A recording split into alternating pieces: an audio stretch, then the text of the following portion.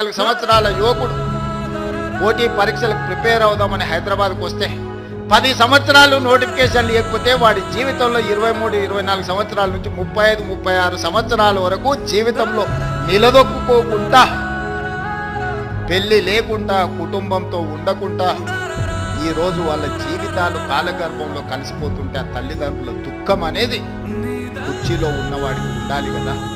మీ కుటుంబంలో పార్లమెంట్ ఓడిపోతే 6 నెలలు తిరగకుందే ఉద్యోగం ఇచ్చుకున్నారు. మీ బంధువులను ప్రజలు తిరస్కరిస్తే ఎంబడెంబడే నామినేట్ పదవులు ఇచ్చుకున్నారు.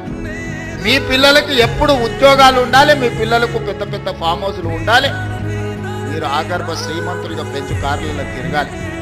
మేమేం వద్దంటలేం, మీరు లావిష్ లైఫ్ మీరు గడపండి, కానీ కనీసం మా పిల్లలకు పోటీ పరీక్షలు నిర్వహించాలన్న ఆలోచన మీకు రాలే.